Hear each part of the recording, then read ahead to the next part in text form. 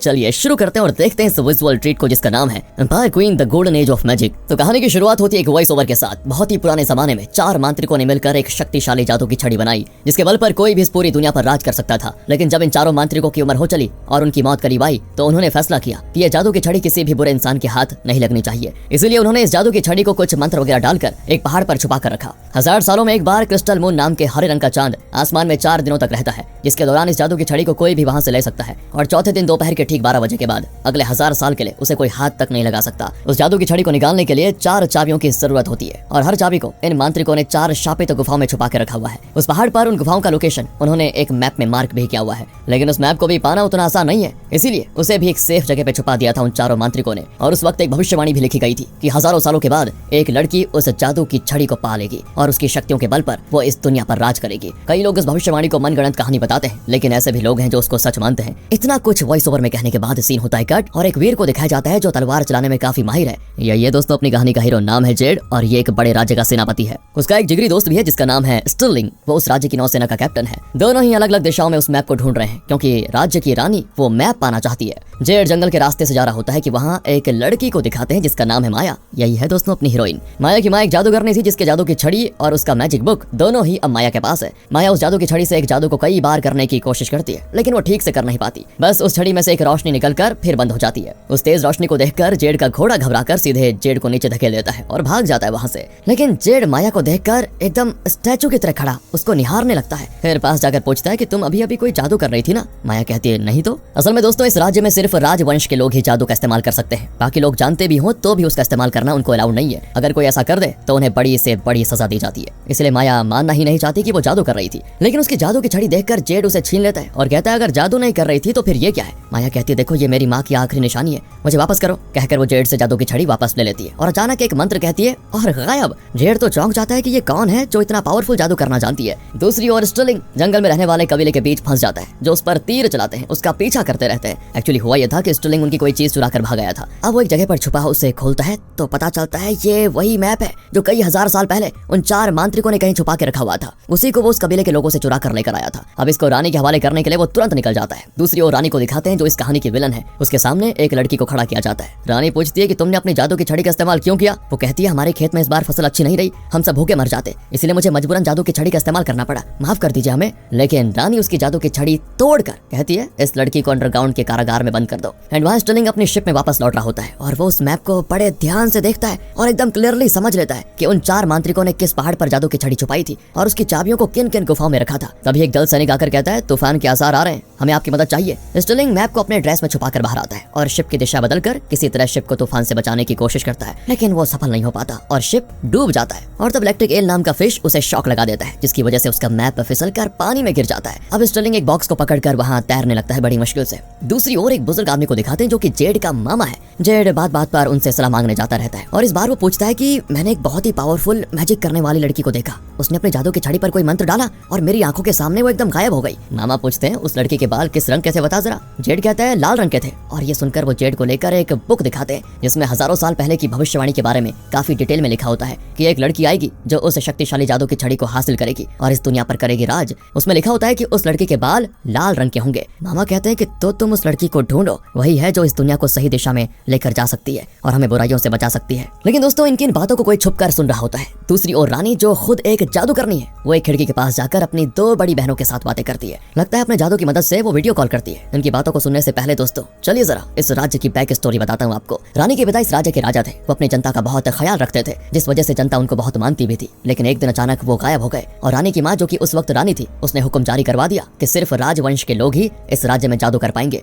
बाकी सबके लिए जादू करना कानूनन जुर्म होगा। कई साल के बाद वो बूढ़ी होकर मर गई, लेकिन मरने से पहले उसने अपने राज्य का 3 हिस्सों में बंटवारा किया और हर बेटे को एक हिस्सा दे दिया। उसने 3 शक्तिशाली लोहे के मास्क बनवाए और उन्हें 3 वीरों को देकर कहा ये मास्क तुम्हें मृत्युंजय बना देंगे, बदले में तुम्हें मेरी 3 बेटियों के रक्षक बनकर आखिर तक उनका साथ देना होगा। रानी के रक्षक का नाम है वास और अब प्रेजेंट में रानी और उसकी 2 बड़ी बहनें बातें कर रही होती है कि बहुत ही जल्द क्रिस्टल मून आने वाला है और हमें चाहिए कि वो भविष्यवाणी कभी सच ना हो और वो जादू की छड़ी हमारे अलावा किसी और को ना मिले। बस वो जादू की छड़ी मिल जाए फिर हम तीनों हमेशा हमेशा के लिए न सिर्फ इस इस राज्य पर बल्कि दुनिया पर राज करेंगी। लेकिन रानी उनको नहीं बताती कि उसने उस मैप को ढूंढने के लिए अपने आदमी को ऑलरेडी भेजा हुआ है, बल्कि ये कहती है कि भविष्यवाणी पर भरोसा मत करो दीदी, ऐसी कोई चीज होती नहीं है। ये सब पुराने जमाने से चली आ रही मनगढ़ंत कहानियां हैं। बेचारी उसकी बहनें नहीं जानती कि रानी झूठ बोल रही है और वो उसकी बात को ही सच मान लेती है। दूसरी ओर जेड आखिर माया का घर ढूंढ लेता है। जेड छुपकर उसकी खूबसूरती को निहारने लगता है। तब वहाँ पर एक ड्रैगन उड़कर आता है और माया को बचाने के लिए जेड तेजी से भागकर माया को नीचे धकेल देता है और अपने केप से दोनों को कवर कर लेता है। ड्रैगन के जाने के बाद माया जेड को थैंक भी करती है कि तुमने मेरी जान बचाई, शुक्रिया। फिर दोनों अपनी अपनी लाइफ की बातें शेयर करते हैं। जेड बताता है कि उसकी तलवार उसके परिवार की पारंपरिक तलवार है जिससे डिमंस को खत्म किया जा सकता है। इसकी मदद से मैंने ढेरों मॉन्स्टर्स का संहार किया। और तब माया भी बताती है कि मेरी माँ अपने जादू से दूसरों की मदद किया करती थी। लेकिन दोस्तों हुआ ये कि जब ये बात रानी को पता चली तो उसने माया की माँ को कैद करने के लिए वास और उसके आदमियों को भेजा। लेकिन माया की माँ ने वास के आदमियों को अपनी शक्ति से मार डाला। तब वास ने अपनी तलवार उन पर चलाई, लेकिन एंड वक्त पर वो गायब हो गई और माया के पास यहाँ पहुंच गई। पर बाद में पता चला कि उनके पेट में वास की तलवार घुस गई थी और माया की आंखों के सामने ही उसकी माँ मर गई। उन्हीं की जादू की छड़ी और बुक की मदद से माया उनके जादू को प्रैक्टिस करने की कोशिश कर रही है। तब जेड उसे बताता है कि भविष्यवाणी में जिस लड़की के बारे में बताया गया था ना, वो तुम ही हो जो आगे चलकर इस दुनिया पर राज करने वाली हो। तुम्हारी सुरक्षा मेरी जिम्मेदारी है। हम दोनों मिलकर उन 4 शापित गुफाओं को ढूंढ निकालेंगे और उनमें छुपी हुई चाबियों से उस जादू की छड़ी को पाएंगे। उसके बल पर तुम इस दुनिया की रानी बन जाओगी। दूसरी ओर स्टर्लिंग एक छोटे से आइलैंड में जा पहुंचता है। वो बेहोश होता है। जब आंख खुलती है तो कोई उसको डरा देता है। फिर पता चलता है कि वो जंगल में रहने वाली एक लड़की है जो उसे खाने के लिए फल देती है और उसका बड़ा ख्याल भी रखती है। धीरे धीरे दोनों की दोस्ती हो जाती है और वो जंगल में मजे से घूमने लग जाते हैं। तब उस लड़की के कबीले वाले स्टर्लिंग का शिकार करने की कोशिश करते हैं। स्टर्लिंग तो जान बचाकर वहां से भाग निकलता है और खुद के बनाए हुए एक छोटे से बोट की मदद से निकल जाता है वहां से। यहाँ जेड और उसके मामा के बीच हुई बात को जो आदमी छुपकर सुन रहा था ना उस दिन, वो जाकर रानी को बता देता है। तो रानी बात से कहती है कि तुम जाकर पता लगाओ कि क्या सच में वो भविष्यवाणी सही है और क्या वाकई में ऐसी कोई लड़की है जिसके बाल लाल है। दूसरी ओर जेड माया को उसके घर छोड़कर अपने मामा से मिलने जाता है, लेकिन बाहर वास के आदमियों को देखकर वो दूर ही छुप जाता है। फिर उनके जाने के बाद वो तेजी से अंदर जाता है तो वहाँ मामा घायल पड़े होते हैं। दरअसल वास के आदमियों ने उनको मारा और उनके पास भविष्यवाणी के बारे में जो बुक थी वो छीन कर लेकर गए थे। तब मामा कहते हैं कि बेटा उस लड़की की जान को खतरा है, तुम जाकर उसकी सुरक्षा करो। अगले सीन में जेड माया के घर में घुसता है तो आवाज सुनकर माया चौंक कर नींद से उठ जाती है। लेकिन जेड उसके मुंह को बंद करते हुए कहता है कि सुनो, तुम्हारी जान को खतरा है, तुम मेरे साथ आ जाओ। दोनों के जाने के बाद वास और उसके आदमी वहां पर पहुंच जाते हैं और बेड पर अपनी तलवार से वार करता है वो। लेकिन जब उनको पता चलता है कि बेड पर माया नहीं है तो उन्हें बड़ा गुस्सा आता है। और यहाँ रानी के पास एक मैजिक बॉल है जिसके जरिए वो अपने ड्रैगन को हुक्म देती है कि उस घर के चारों ओर आग लगा दो। शुरू में जेड ने माया को जिस ड्रैगन से बचाया था वो रानी के कंट्रोल में है दोस्तों, और उसी को रानी हुक्म दे रही है। ड्रैगन वैसा ही करता है। तब जाकर जेड को पता चलता है कि ये रानी का ड्रैगन है। दूसरी ओर क्रिस्टल मून शुरू हो चुका है और चांद हरे रंग का भी हो गया। यहाँ वास रानी को बताता है कि वो जेड था ना, गद्दार निकला, उसने उस लड़की को बचा लिया। अब रानी उसको ऑर्डर देती है कि 4 दिन का क्रिस्टल मून रहेगा, जिस दौरान वो जादू की छड़ी उस लड़की के हाथ बिल्कुल नहीं लगनी चाहिए। जेड और माया को जहाँ भी देखो वहीं मार डालो। और दोस्तों यहाँ स्टर्लिंग अपने राज्य लौट आता है और अपने साथियों को देखकर खुश भी बड़ा होता है। लेकिन क्योंकि जेड को गद्दार घोषित कर दिया गया था तो उसके जिगरी दोस्त स्टर्लिंग को भी कैद करने का हुक्म दिया जाता है रानी के द्वारा। तो उसे 2 सोल्जर्स पकड़ने आते हैं, लेकिन स्टर्लिंग ठहरा शिप का कैप्टन और एक काबिल फाइटर भी, वो उन सोल्जर से लड़कर उन्हें बैरल्स के साथ बांध देता है। उनमें से एक का ड्रेस पहनकर स्टर्लिंग फिर वहां से निकल जाता है और यहाँ जंगल में जेड और माया कैंप फायर लगाकर आराम से बैठे होते हैं। जेड देख लेता है कि कोई उनका पीछा करते करते यहाँ पहुंच गया है। वो उससे लड़ने के लिए अपनी तलवार लेकर तैयार होता है, लेकिन फिर पता चलता है कि वो कोई और नहीं स्टर्लिंग है। दोनों यार एक दूसरे को देखकर बड़े खुश होते हैं और जेड पूछता है कि भाई तुम जिस मैप की तलाश में गए थे वो कहाँ है, मिला क्या? यहाँ फ्लैशबैक में दिखाते हैं कि रेड नाइट नाम का एक वीर था जिसे लगा कि उसकी बहन ही वो भविष्यवाणी वाली लड़की होगी, इस वजह से उसने वो मैप चुराने की कोशिश की थी। लेकिन जब स्टर्लिंग को ये पता चला कि उसने रेड नाइट के आदमियों से लड़ाई की और रेड नाइट को मार डाला, उस समय वास भी स्टर्लिंग के साथ ही था और उसने रेड नाइट की बहन को बंदी बना लिया। लेकिन स्टर्लिंग को ये गलत लगा और वो चुपके से उस लड़की को रिहा करके ले गया। शायद इसी वजह से उस लड़की को स्टर्लिंग से प्यार हो गया था और उसने स्टर्लिंग को उस जगह के बारे में बता दिया था जहाँ वो मैप छुपा कर रखा हुआ था। वो मैप रानी के हवाले करने के इरादे से स्टर्लिंग उस लड़की के साथ मैप लेने एक रेगिस्तान में पहुंचा, पर वहाँ रेतीला तूफान आया जिस दौरान स्टर्लिंग उस लड़की से बिछड़ गया। बदकिस्मती से वो लड़की तूफान में फंसकर मर गई थी। वहाँ उसका अंतिम संस्कार करके स्टर्लिंग वो मैप लेकर शिप में आ रहा था और रास्ते में शिप डूब गया। उसके बाद की भी सारी बातें वो जेड को बता देता है। मैप तो पानी में डूब गया यार, लेकिन मैंने उसे अपने माइंड में ऐसे उतार लिया कि कभी नहीं भूलूंगा। उस पहाड़ और उन 4 गुफाओं का लोकेशन मैं बखूबी जानता हूँ। दोस्तों वहाँ पर बैठा एक उल्लू उनकी बातें सुन रहा होता है। उस उल्लू की आंखों के जरिए रानी इनको देख रही होती है और इनकी बातें भी सुन लेती है। अब ये तीनों उस पहाड़ की ओर निकल पड़ते हैं। फिर वो उस बर्फीले पहाड़ को क्रॉस कर रहे होते हैं कि जेड वास को देख लेता है जो कि इनका पीछा कर रहा है। अब ये लोग प्लान करते हैं कि तीनों अलग अलग दिशाओं में जाएंगे और उन 4 गुफाओं में से चाबियां निकाल लाएंगे। फिर स्टर्लिंग जेड और माया को उन गुफाओं का लोकेशन बता देता है और उनको एक पहाड़ का लोकेशन भी बताता है जहाँ उनको चाबियां लेकर आना होगा। और फिर स्टर्लिंग एक दिशा में तो जेड और माया दूसरी दिशा में जाने लग जाते हैं। लेकिन जाने से पहले माया स्टर्लिंग को एक जादुई धागा देती है और बताती है ये दिखने में पतला धागा है लेकिन बहुत ही स्ट्रांग है, इससे तुम एक बड़े शिप को भी बांध कर खींच सकते हो। फिर वो कुछ छोटे छोटे मोती देकर कहती है अगर कहीं भूत तुम्हारा रास्ता रोके तो इन्हें नीचे डालकर फोड़ना, ये तुम्हें उस भूत से बचाएंगे। फिर एक पत्थर देकर कहती है अगर रास्ते में अंधेरा हो और तुम्हें रोशनी की जरूरत पड़े तो इस पत्थर को हाथ में लिए तुम कहना रिवील, तब ये पत्थर तुम्हें रोशनी देगा। स्टर्लिंग माया को थैंक करके वहां से निकल जाता है, लेकिन इनको अलग होते हुए वास देख लेता है। रानी ने वास को एक मैजिकल बॉल दिया होता है जिसके जरिए वो रानी से लाइव बातें कर सकता है। वो रानी को बताता है कि ये 2 अलग दिशाओं में जा रहे हैं। रानी कहती है मुझे स्टर्लिंग जिंदा चाहिए और उस पहाड़ और उन 4 गुफाओं की लोकेशन चाहिए। जेड और माया को तुम मार डालो, इसके लिए तुम पूरी सेना बुला लो, मुझे कोई एतराज नहीं है। दूसरी ओर वास को दिखाते हैं जिसके 3 क्लोज फ्रेंड्स हैं। पहला है ये आदमी जिसका नाम है ट्रैपर। ये अगर एक ट्रैप सेट करे तो दुश्मन उसमें जरूर फंस जाता है। हर ट्रैप का एक अलग टाइप का बैल भी होता है। अगर बैल बचता है तो उसे पता चल जाता है कि कोई शिकार उसमें फंस चुका है। फिर वो तुरंत ट्रैप के पास जाकर शिकार को मार डालता है। अगले का नाम है पाइट पाइपर। इसके पास रंग बिरंगे जहर के शीशे हैं। किसी को जान से मारना है या किसी के हाथ पैर पैरालाइज होने हैं या 1 महीने के लिए उसको नींद में रखना है या उसके सर में दर्द कराना है, इस तरह हर काम के लिए अलग अलग जहर है इसके पास। अपने क्लाइंट की जरूरत के हिसाब से वो छोटी छोटी बारिशों को जहर में डुबोकर बांस की लकड़ी में डालकर उसे अपने टारगेट पर फूंकता है और टारगेट पर उसका असर होने लगता है। तीसरा है ये जिसका नाम है ब्लेड मास्टर। चाकू, क्रॉसबो, तलवार, यही है इसके हथियार। अगर किसी को इन 3 हथियारों से मार डालने की जरूरत हो तो वास इसी को बुला लेता है। इसमें रहम नाम की चीज नहीं है, किसी भी वक्त कहीं भी किसी को काट फेंक सकता है। अब वास इन तीनों से मदद मांगता है तो तीनों ही जेड और माया पर हमला करने के लिए निकल जाते हैं। यहाँ जेड और माया एक गुफा की ओर जा रहे होते हैं। जेड पूछता है कि तुम्हारा खेप कहाँ है। माया एक छोटा सा कपड़ा दिखाती है। जेड कहता है कि अरे मैं कपड़े के बारे में पूछ रहा था और तुम ये रुमाल दिखा रही हो। माया कहती यही तो है वो, मैंने चीजों को छोटा करने का मैजिक सीख लिया है और फिर उसे बड़ा भी करना जानती हूँ। कहकर वो अपनी मंत्र शक्ति से अपने केप को फिर से बड़ा करके दिखाती है। वो कहती है तुम्हें एक और डेमो दिखा सकती हूँ, तुम अपनी तलवार दो, मैं उसे छोटा कर दूंगी। जेड कहता है ये बहुत ही शक्तिशाली तलवार है, इस पर तुम्हारा जादू काम नहीं करेगा। अच्छा ये बात है, देखती हूँ इसमें कितनी ताकत है। कहकर माया उसकी तलवार लेकर उस पर एक मंत्र डालती है कि तलवार झट से एकदम से छोटी हो जाती है। वेल अब इससे पहले कि माया उसे वापस से बड़ा करती, वहाँ ब्लेड मास्टर पहुंच जाता है। वो इन पर हमला करने के लिए तेजी से आगे बढ़ रहा होता है तो जेड कहता है प्लीज यार मेरी तलवार को बड़ा कर दो। लेकिन इस बीच माया अपनी जादू की छड़ी नीचे गिरा चुकी होती है और वो उसको ढूंढने में लगी है। ऐसे काम नहीं चलेगा,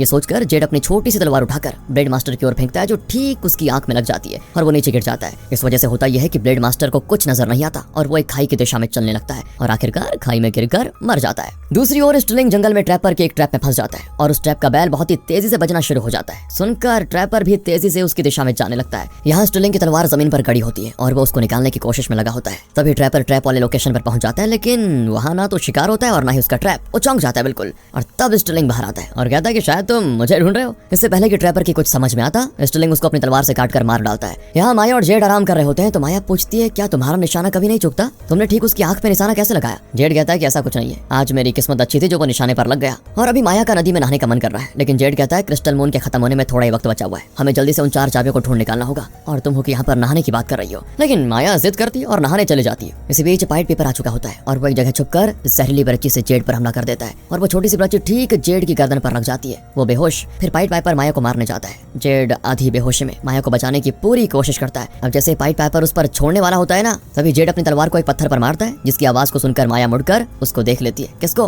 पाइट पाइपर को। वो अपनी जादू की छड़ी की मदद से पाइट पाइपर पर कोई मंत्र डालती है जिससे कि वो जहरीली बच्ची उसी पर लग जाती है और वो बेहोश होकर वहीं गिर जाता है। हम माया तुरंत जेड के पास चली आती है। अब जेड का बचा कुचा होश में निकल चुका होता है, लगता है उसकी जान चली गई। माया फिर अपनी मंत्र शक्ति से उसको जिंदा करने की पूरी कोशिश करती है लेकिन उसकी कोशिशें बेकार चली जाती है। वो हिम्मत हारकर वहीं पर रोने लगती है। तब उसकी माँ की आत्मा उसको देखती है जो हिम्मत देती है कि बेटा तुम इस दुनिया पर राज करने वाली हो, अभी से हार मान लोगी तो दुनिया को कैसे चलाओगी, फिर कोशिश करो तुम जरूर सफल होगी। माया फिर अपनी मंत्र शक्ति का इस्तेमाल करती है और इस बार उसका जादू काम कर जाता है और जेड हो जाता है जिंदा। दूसरी ओर स्टर्लिंग पहली शापित गुफा में पहुंच जाता है। गुफा के अंदर एक स्केलेटन होता है जिसके हाथ की उंगली में राजा की अंगूठी होती है, यानी रानी के पिता की अंगूठी। वही राजा दोस्तों जो अचानक एक दिन गायब हो गया था। लगता है इस गुफा की तलाश में वो निकले और यहाँ कर मर गए। स्टर्लिंग वो अंगूठी निकाल लेता है और मशाल जलाकर गुफा के अंदर जाता है। अंदर एक स्केलेटन फांसी पे लटक रहा होता है जिसको देखकर स्टर्लिंग मतलब डर जाता है कि ये क्या है। हिम्मत करके वो आगे बढ़ता है लेकिन उस स्केलेटन के अंदर से एक भूत निकलता है जो इस गुफा में रखी हुई चाबी की रक्षा कर रहा है। वो स्टर्लिंग पर हमला कर देता है। स्टर्लिंग उससे लड़ने की बड़ी कोशिश करता है लेकिन वो भूत से मुकाबला नहीं कर पाता। तब उसे माया के दिए हुए जादुई मोती याद आते हैं। वो उन्हें जमीन पर दे मारता है। वहाँ पे होता है ब्लास्ट जिसमें वो भूत मर जाता है। फांसी पर लटके हुए उस स्केलेटन की कमर में वो चाबी होती है जिसे लेकर स्टर्लिंग निकल जाता है। दूसरी ओर रानी उस भविष्यवाणी वाले बुक को पढ़ने लगती है कि शायद इसमें उस पहाड़ और गुफाओं के बारे में कुछ पता चल जाए, पर उसे ऐसा कोई क्लू नहीं मिलता। तब उसकी बड़ी बहनें मैजिकल वीडियो कॉल करती है और कहते हैं कि क्रिस्टल मून को शुरू हुए 2 दिन हो गए,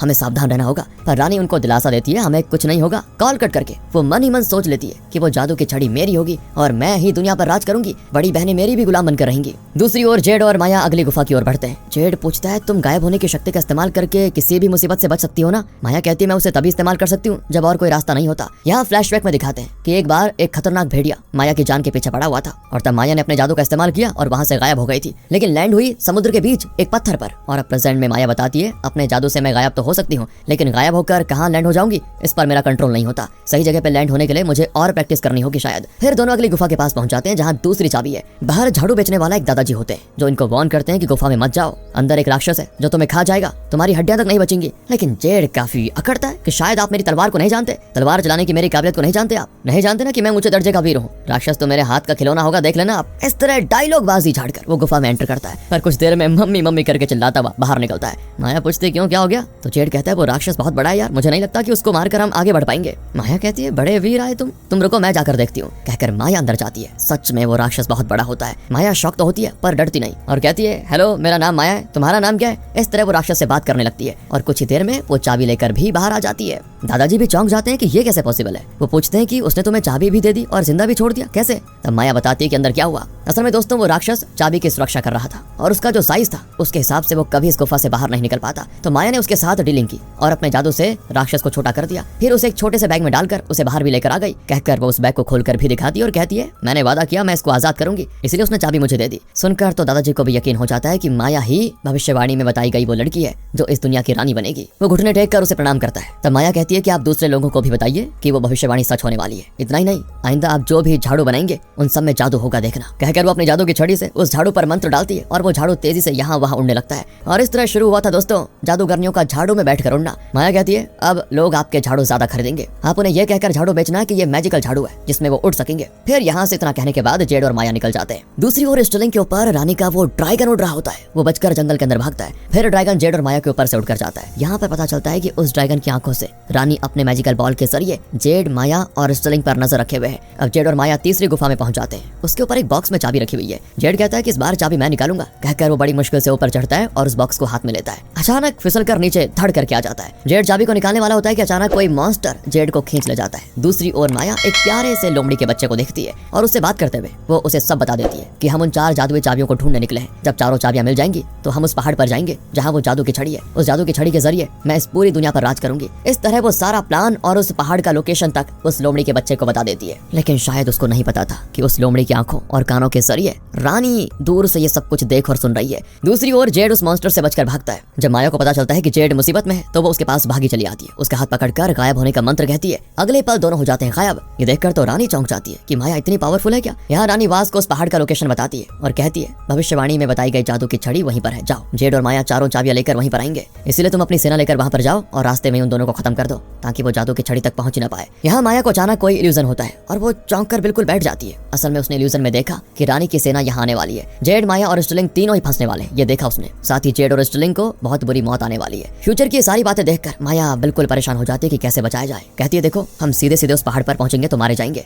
इसी बीच स्टर्लिंग आखिरी गुफा में पहुंच गया होता है। अंदर बहुत ज्यादा अंधेरा होता है तो स्टर्लिंग माया का दिया हुआ वो पत्थर निकाल कर कहता है रिवील, और वो रोशनी देने लगता है। इस तरह वो चौथी चाबी को भी देख लेता है जो कि एक छेद के अंदर होती है, लेकिन उसके आगे कई पत्थर होते हैं। स्टर्लिंग एक एक करके उन पत्थरों को निकाल कर बाहर रखने लगता है। लेकिन जैसे जैसे वो पत्थर निकालता जाता है ना, वहाँ पर एक ट्रैप एक्टिवेट हो जाता है और जब स्टर्लिंग आखिरी पत्थर निकालता है तो उस ट्रैप में एक कुल्हाड़ी नीचे जाकर एक बॉम्ब के तार को जला देती है। और इस बात को स्टर्लिंग भी देख लेता है और अब उसको जल्दी से बाहर जाना होगा कैसे भी करके। फिर वो अपना हाथ अंदर डालकर चाबी निकाल लेता है और तेजी से बाहर भागता है। और वो गुफा से बाहर नहीं निकला कि ठीक उसी वक्त बॉम्ब फट जाता है और वो गुफा टूटकर बिखर जाती है। बाल बाल बचता है स्टर्लिंग। वो थोड़ी चैन की सांस लेता है कि तभी उसकी गर्दन पर कोई तलवार रखता है। वो जैसे चौंक कर मुड़ता है तो वो कोई और नहीं जेड है। जेड हंसता है कि अबे क्यों, मैं डर गया था क्या? स्टर्लिंग पूछता है कि तुझे कैसे पता मैं यहाँ पर हूँ? जेड कहता है बॉम्ब ब्लास्ट की आवाज सुनकर आ गया यार। अब इन्हें चारों चाबियां मिल गई है। आज क्रिस्टल मून का आखिरी दिन है और आज दोपहर 12 बजे से पहले इन्हें उस पहाड़ पर जाकर जादू की छड़ी निकालनी होगी। फिर माया उन्हें अपने इल्यूजन के बारे में बता देती है कि अगर हम वहाँ गए तो मारे जाएंगे। स्टर्लिंग कहता है मेरे पास एक आइडिया है, जमीन के रास्ते से जाने के बजाय समुद्र के रास्ते से जाएंगे तो पहाड़ की दूसरी तरफ पहुंच जाएंगे,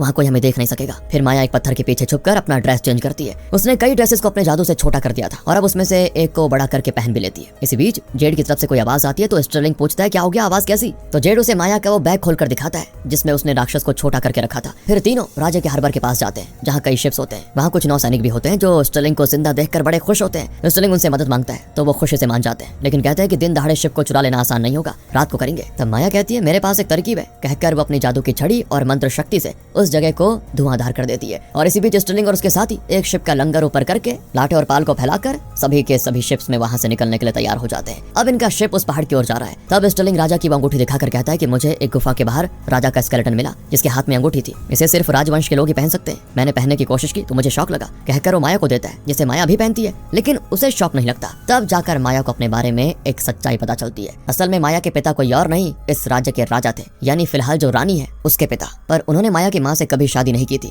ये बात भी थी। कुछ देर के बाद इनका शिप पहाड़ की दूसरी ओर पहुंच जाता है। जेड, माया और स्टर्लिंग शिप से उतर कर जाते हैं तो जेड कहता है कि 12 बजने में थोड़ा वक्त बचा हुआ है, रानी जरूर हमें खत्म करने की कोशिश करेगी, इसलिए तुम दोनों जल्दी से जाकर उस जादू की छड़ी को निकालो, मैं रानी और उसकी सेना का मुकाबला कर लूंगा। कहकर वो माया और स्टर्लिंग को पहाड़ की चोटी पर जाने को कहकर खुद दूसरी दिशा में निकल जाता है। हम माया और स्टर्लिंग ऊपर जा रहे होते हैं कि सामने उनको 2 सोल्जर्स दिख जाते हैं। स्टर्लिंग कहता है कि इन्हें मार डालता हूँ, लेकिन माया कहती है इन पर बर्बाद करने के लिए हमारे पास टाइम नहीं है, इन्हें खत्म करने का काम मेरा फ्रेंड करेगा। कहकर माया बैग में रखे हुए उस छोटे राक्षस पर अपना मंत्र डालती है, जिससे कि वो पहले जैसा बड़ा हो जाता है। माया कहती है कि मैं तुम्हें आजाद करती हूँ, तो राक्षस उन सोल्जर्स को चींटियों की तरह कुचलकर भारी दिल के साथ माया से विदा लेता है। वो सलामी के तौर पर माया और स्टर्लिंग को ऊपर उठाता भी है और गुड बाय कहकर उनको नीचे उतार कर अपने रास्ते निकल जाता है। दोनों आगे बढ़ते हैं, लेकिन इतने में रानी के सोल्जर्स वहाँ पहुंच जाते हैं। माया कहती है इनको मैं संभाल लूंगी, तुम 12 बजे से पहले जादू की छड़ी को निकाल लो, जरूरी नहीं है कि मैं ही उसको निकालूं। कहकर वो चारों चाबियां स्टर्लिंग को देकर उसे पहाड़ की चोटी की ओर भेज देती है। एक और जेड के रास्ते में वास आ जाता है और दोनों लड़ने को तैयार होते हैं। दूसरी ओर रानी माया के सामने आती है और कहती है तुम हो ही कौन रानी बनने के सपने देख रही हो, जो तुम ठहरी अनाथ, तुम दुनिया पर राज करना चाहती हो हैं? इस पर माया उसको राजा की वो अंगूठी दिखाकर कहती है रानी बनने की काबिलियत तुमसे ज्यादा मुझ में है और मैं राजवंश की हूँ, शायद तुम्हें पता नहीं कि मैं तुम्हारी छोटी बहन हूँ, राजा ही मेरे पिता थे। सुनकर रानी को लगता है शॉक। दूसरी ओर स्टर्लिंग के साथ ही शिप से बॉम्ब फेंककर रानी के सोल्जर्स को खत्म कर रहे होते हैं। इस तरह हर तरफ घमासान युद्ध चल रहा होता है। यहाँ माया और रानी की जादुई शक्तियों का मुकाबला होता है। दूसरी ओर जेड और वास के बीच तलवार से लड़ाइयां चल रही होती है। स्टर्लिंग को एक आदमी चेस कर रहा होता है। तभी स्टर्लिंग माया का दिया हुआ वो मैजिकल धागा इस्तेमाल करता है, जिसे वो एक पेड़ पर बांधकर उसे खींच कर पकड़ लेता है और वो आदमी जो उसके पीछे पड़ा हुआ था उसके पैर उसमें लग जाता है और वो एक खाई में खत्म। फिर स्टर्लिंग पहाड़ पर एक मंदिर जैसी जगह पर पहुंच जाता है। जैसे स्टर्लिंग उस मंदिर में पैर रखता है, अचानक एक आदमी प्रकट होता है और कहता है अगर तुमने 10 सेकंड के अंदर मेरी पहली का जवाब नहीं दिया तो तुम्हें मार डालूंगा। वो अपनी पहली बताता है और स्टर्लिंग को यकीन होता है कि उस पहली का जवाब है घोड़ा। वो देखता है कि वहाँ घोड़े जैसी एक मूर्ति है जिस पर एक होल होता है, तो वो उस होल में एक चाबी घुसाता है तो वो आदमी कहता है ये सही जवाब है, कहकर वो गायब हो जाता है। स्टर्लिंग एक एक करके वहाँ की सारी पहेलियां सुलझाते हुए ठीक जगहों पर चाबी लगा देता है, जिससे कि आखिर में उसको एक बॉक्स मिलता है जिसके अंदर जादू की छड़ी है। ठीक 12 बजने से 2 सेकंड पहले स्टर्लिंग उस बॉक्स के अंदर से जादू की छड़ी निकालकर उससे आजाद कर देता है और जब रानी को पता चलता है कि जादू की छड़ी को आजाद कर दिया गया है तो वो अपने ड्रैगन को बुलाती है, जो कि स्टर्लिंग के साथियों के शिप पर आग उगलकर उसे जला देता है। स्टर्लिंग के साथी पानी में कूद जाते हैं, लेकिन वो शिप ब्लास्ट हो जाता है, जिसकी आवाज को सुनकर वास का ध्यान जरा सा भटक जाता है और मौका पाकर जेड अपनी तलवार उसके पेट में खोप देता है। वैसे वास मृत्युंजय है, लेकिन जेड की तलवार में इतनी ज्यादा शक्ति है कि उसके लगने से वो मर जाता है। दूसरी ओर माया और रानी के बीच की लड़ाई में माया बड़ी कमजोर पड़ रही होती है, क्योंकि रानी के पास कई मैजिकल पावर्स हैं। लेकिन तब जेड माया की मदद करने के लिए आता है, लेकिन रानी उस पर भी हमला कर देती है और तब माया बीच में दोबारा आती है और घायल होकर वहीं बेचारी गिर पड़ती है। इसी बीच एक सोल्जर जादू की छड़ी लेकर रानी के पास आ जाता है, जिसको देखकर रानी बड़ी खुश भी होती है और कहती है वो जादू की छड़ी मुझे दो। लेकिन तब वो सोल्जर अपना मास्क निकालता है तो पता चलता है वो स्टर्लिंग है। वो जादू की छड़ी को जेड की ओर फेंक देता है तो गुस्से में रानी जेड पर हमला करने जाती है और इसी बीच जेड के मामा वहां पर आकर रानी पर हमला कर देते हैं। असल में वास के हमले से वो मरे नहीं थे पहले, बल्कि घायल हुए थे और अब उनके घाव भरने की वजह से वो जेड के बचाव के लिए आ गए। इनके हमले में रानी नीचे गिर जाती है, जिसकी वजह से उसे और गुस्सा आता है और वो अपनी जादू की छड़ी को आसमान की ओर दिखाती है तो उसका ड्रैगन वहां पर आ जाता है। लेकिन इतने में जेड उस भविष्यवाणी वाली जादू की छड़ी को माया के हाथ में दे देता है, जिसकी शक्ति से माया ठीक हो जाती है। फिर वो उस जादू की छड़ी से ड्रैगन पर हमला करके उसे घायल करके समुद्र में गिरा देती है और एकदम से वो फट भी जाता है। रानी दोबारा माया पर हमला करती है, लेकिन माया अपनी नई शक्तियों से रानी की इस बार चटनी बना देती है। फिर वो रानी पर एक मंत्र डालकर उसको कर देती है गायब। अब माया दुनिया के सारे साम्राज्यों की रानी बन चुकी थी। वो लोगों से कहती है कि आज के बाद जादू सिर्फ राजवंश की प्रॉपर्टी नहीं रहेगी, हर कोई अपनी जरूरत के हिसाब से जादू का इस्तेमाल कर सकेगा। सुनकर जनता बड़ी खुश हो जाती है। अब रानी की दोनों बहनों के राज्यों पर भी कब्जा जमाने के लिए माया निकल जाती है। माया के शासन में सब बहुत खुश होते हैं। इसी के साथ दोस्तों ये मूवी हो जाती है यहाँ पर खत्म और आखिर में क्रेडिट्स के दौरान दिखाते हैं कि पुरानी रानी मरी नहीं, बल्कि माया ने उसको गायब करके नॉर्थ पोल भेज दिया था, जहाँ एक पोलर बियर उसकी जान के पीछे पड़ा होता है। रानी के पास उसकी जादुई छड़ी तो है नहीं, इसीलिए वो यहाँ से कभी भी बचकर नहीं निकल पाएगी। इस तरह होती है इस कहानी की एंडिंग। बाकी अब आप बताइए आपको कैसी लगी फैंटेसी मूवी, एक्सप्लेनेशन कैसा लगा। मिलते हैं आपसे अगली वीडियो में, ध्यान रखिए अपना। Thanks for watching.